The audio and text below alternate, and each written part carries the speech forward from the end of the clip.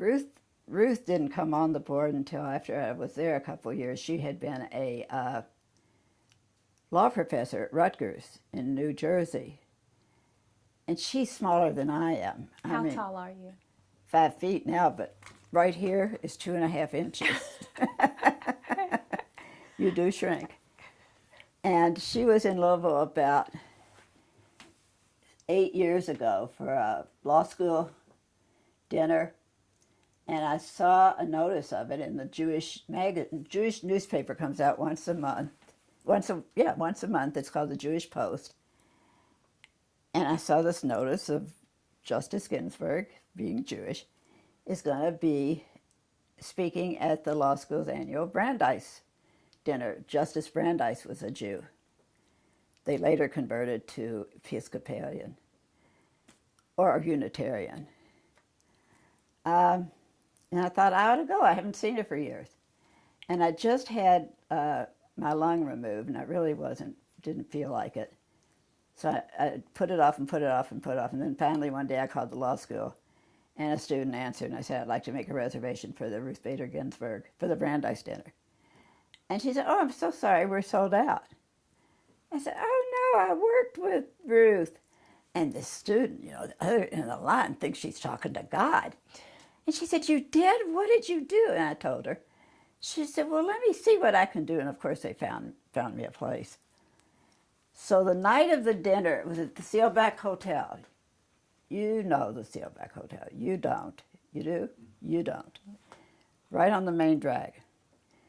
I worked across the street in the Metropolitan Housing Coalition office. Went home, took a shower, put on pantyhose, which I despise.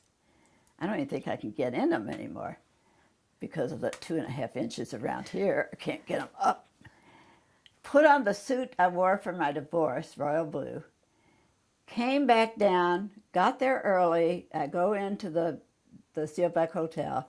It's got a huge ballroom on the first floor. All these people were gathered. They hadn't opened it yet. They hadn't opened the doors yet.